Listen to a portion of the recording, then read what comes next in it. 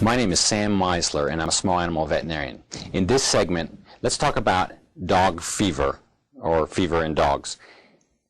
When your dog has a fever, which is defined as an elevated temperature, dogs normally will carry a temperature up to about a 101.5 degrees Fahrenheit. When you get above that, when we're right in that range, just a little bit above that, it depends on, if your dog came into the veterinary clinic real excited or running around, and the temperature might go up a little bit. But when we get up into the 102.5, 103 range, that's starting to be a definite fever. Now, what can be the cause of a dog fever?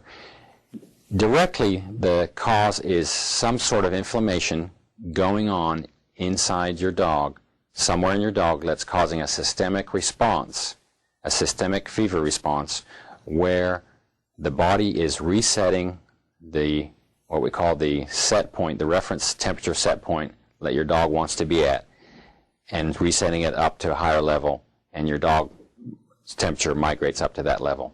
Now, most of the time that's caused by some sort of inflammation, and inflammation is caused in turn most of the time by some sort of infection going on. But there are other things that can cause inflammation. And the top on the list is a lot of cancers can cause inflammation. And so we usually think about, with a dog's fever, some sort of infection going on by a bacteria, fungus, or other organism. There are diseases that are not quite a bacteria, not quite a virus, that will cause things like Lyme's disease. Of course, viruses can cause inflammation and cause a fever. So those are primarily the causes, but we still need to think about possibility of cancer somewhere in the system. And that's the sort of big scary one that raises its ugly head. Usually when I'm working up a case of dog fever, if I don't have anything obvious on the, in the exam room, on the physical exam, like an abscess or some sort of glaring infection that's right there, then we'll want to do some blood work first and see what the other markers of inflammation are looking like, and see if other organs seem to be affected.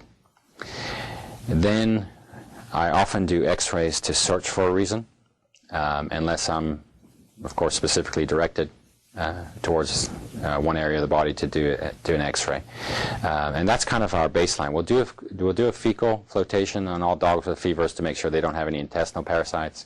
Want to make sure they're heartworm negative. And then we often do a urine analysis as well, because having a bladder infection can, of course, cause a fever sometimes as well. But that gives you an idea on fever in dogs and what we look at and what the causes are, possibly could be, and how we diagnostically work them up.